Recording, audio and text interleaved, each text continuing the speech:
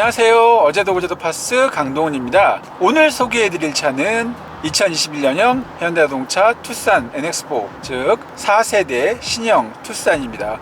그 중에서도 오늘 시승하고 있는 차는 하이브리드 모델입니다.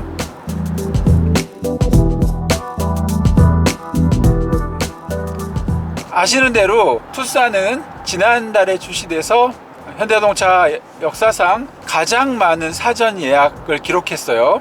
다만 지금 타고 있는 투싼 하이브리드 모델 같은 경우에는 출시가 좀 늦어서 지난주에 조용히 출시가 됐습니다. 사실 이 투싼의 시승 행사는 이번이 처음인데 앞서 예약 판매분이 많았기 때문에 가솔린 모델과 디젤 모델의 시승 행사는 거른 것 같고요. 특별히 하이브리드 모델 출시에 맞춰서 진행되는 것 같습니다. 투싼 하이브리드 차량을 타고 약 5km 정도 달리고 있는데요. 초반 2km에서는 고속도로 규정속도 110km 정도를 내봤어요. 잠깐 타본 느낌은 이전 투싼보다는 좀 묵직한 느낌이 있고 약간 뒤에서 끄는 느낌이 있네요. 현재 도로 상황을 볼 때 급가속을 해보기는 어려울 것 같고 일반적으로 도로 사정에 맞게 주행을 했을 때는 이전에 가벼운 느낌이 전혀 없습니다. 참고로 이 차의 연비는 리터당 16km대인데 시장의 기대치보다는 조금 낮아요.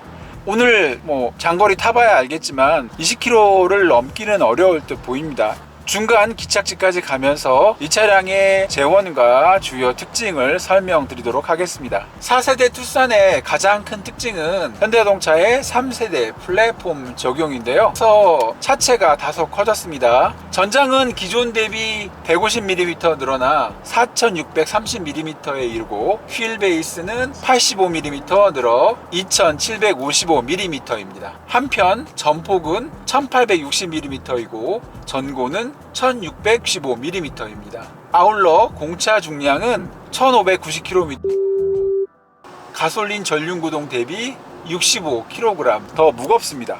증대된 휠베이스의 대부분은 2열 거주성 확장에 쓰였어요. 따라서 투싼 NX4의 2열 무릎 공간은 기존 대비 80mm나 늘었습니다. 확실히 앉아보면 커진 거주성이 확 느껴져요. 저는 몇 달 전에 투싼 NX4 출시 일에 맞춰서 집 근처 남양주 다산 신도시 전시장에서 이 차를 리뷰를 했었는데요. 당시에도 언급했던 부분이지만 2열 거주 공간은 1열 등판을 기준으로 한 뼘이 조금 넘게 나옵니다. 더구나 1열 등판은 좌우로 많이 파여 있어서 거기까지 치면 한 뼘이 훨씬 넘어요. 꽤 많이 늘어난 셈인데요. 참고로 제 키가 177cm이니까 우리나라 평균보다는 살짝 높죠? 그 정도의 성인이 앉았을 때도 2열 공간 충분히 넓습니다. 그리고 투싼 NX4 같은 경우에 2열에 폴앤다이브 시트라고 해서 완전히 평평하게 뉘어지고 그리고 2열 등받이 각도도 자유롭게 조절할 수 있는 편안한 시트가 적용되어 있는데요. 짠 문을 닫고 자기는 조금 비좁습니다만 쉘터를 이용한다든지 차크닉을 할 때는 충분한 크기예요. 다만 지금 타고 있는 하이브리드 모델 같은 경우에 2열 좌석을 접는 방법이 조금 다릅니다. 2열 바닥에 배터리가 탑재되어 있기 때문인데요. 물론 최근에 현대자동차의 하이브리드 모델들은 저전압과 고전압 배터리를 통합해서 사용하기 때문에 전반적인 부피는 줄었지만 차량 크기와 SUV 특성상 배터리 탑재로 인해서 2열 좌석의 높이라든지 거주성이 좀 달라졌어요. 현재 이 차량의 주행 모드는 에코고요. 출발로부터 14.1km 달렸고 주행시간은 현재 계기판에 1시간 48분으로 되어 있지만 제가 도착하기 전에 이미 이 차에 시동을 걸어놓은 상태이기 때문에 요거는 정확하지 않고요. 제 시계로 봤을 때 약 30분 정도 주행했습니다. 이 상태에서 현재 이 차의 연비는 리터당 11.2km 수준입니다. 아직 충분히 달리지 않았기 때문에 섣부르게 판단하기는 어렵습니다만 제가 오전에 아반떼 하이브리드를 타봤기 때문에 비교는 할 수 있는데요. 연비 상승이 아반떼 하이브리드보다는 더디네요. 좀 달려볼까 했더니 정체 구간이 다시 나타납니다. 안녕 투싼 3세대.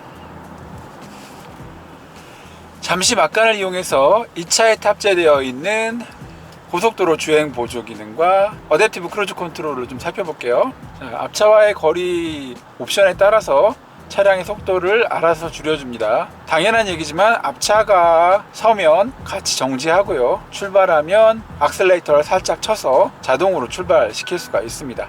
스티어링 휠은 도로 교통법상 20초까지만 허용이 되지만 현대차 같은 경우에 최대 1분 이상도 손을 놓고 운전을 할 수 있어요. 다만 이렇게 경고음이 계속 울리고요. 이걸 1분 이상 두면 어떤 차량 같은 경우엔 차량을 세워도 경고음이 꺼지지 않습니다.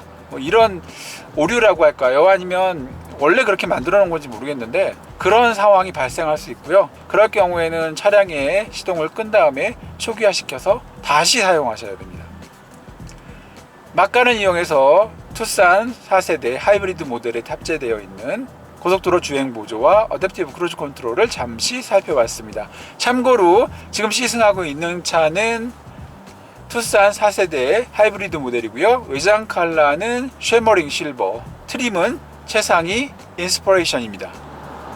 자, 이제 고속도로의 통행량이 줄고 차량 소통이 원활해져서 속도를 좀 내보고 있어요. 시속 95km 정도로 달리고 있는데요. 이 상태에서 가속 페달에 힘을 조금 더 줘보면 묵직하게 나가는 느낌이 있네요.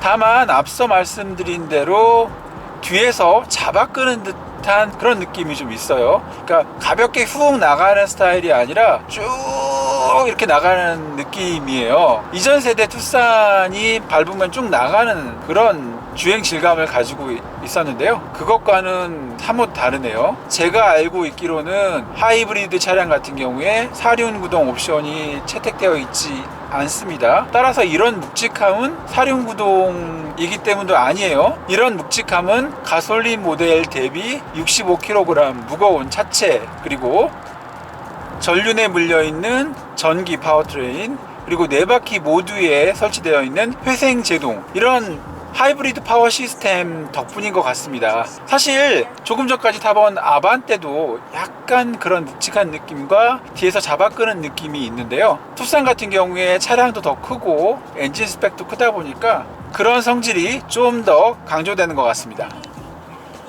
오늘 시승 중인 투싼 4세대 1.6 스마트 스트림 하이브리드 모델의 파워트레인을 살펴보겠습니다. 이 차량에 탑재된 가솔린 엔진의 최고 출력은 180마력, 최대 토크는 27kgm인데요. 여기에 전기 모터의 힘을 더하면 시스템 출력은 최고 230마력에 달합니다. 사실 단순히 출력만 따지고 보면 가솔린 모델보다 가속이라든지 주행 역동성이 높아야 되지만 앞서 언급한 대로 60kg 이상 무겁고 여러가지 하이브리드 시스템이 관여되면서 좀 더 묵직한 주행 질감을 보이고 있고요. 가속은 초반에는 조금 무딘 느낌이 있고요. 속도가 일단 트면 그 다음에 가볍게 나가고 다시 가속 페달을 밟으면 묵직하게 가속이 되는 그런 특성을 보이고 있습니다. 투싼 NX4에는 다양한 ADAS는 물론이고요, 최신 커넥트카 기술, 그리고 다양한 감성 기술들이 적용됐어요. 현대차 최초로 이 차에 적용된 음성인식 복합 제어 기능들이 대표적인데요. 운전자는 이를 통해서 미리 지정한 명령어 하나로 공조, 시트, 스티어링 휠 등을 한꺼번에 제어할 수 있습니다. 또 스마트키 없이 스마트폰을 통해 차량의 출입, 시동이 가능한 현대 디지털키, 현대 카페이, 차량에서 집안의 조명, 에어컨 등 홈 IoT 기기를 확인하고 제어할 수 있는 카2 홈도 제공됩니다. 물론 이런 기능들은 모델별, 트림별 다소 차이가 있기 때문에 이 점 염두에 두시기 바랍니다. 마지막으로 투싼 풀체인지 NX4의 판매 가격을 살펴보겠는데요. 개별 소비세 3.5% 적용 기준으로 가솔린 모델이 2,435에서 3,155만원 사이, 디젤 모델의 경우 2,626만원에서 3,346만원 사이입니다. 한편 하이브리드 모델의 가격은 모던 2,857만원, 프리미엄 3,073만원, 인스퍼레이션 3,467만원입니다. 이상으로 기흥에서 덕평에 지산 포레스트까지 왕복하는 투싼 NX4 하이브리드 미디어 시승회를 통해서 이 차량의 주요 사항, 특징, 연비 등을 살펴봤습니다. 지금까지 어제도 그제도 파스 강동훈이었고요. 영상 내용 도움되시고 흥미로웠다면 공감, 다음 컨텐츠가 기대되신다면 구독 부탁드립니다. 영상 시청 감사합니다.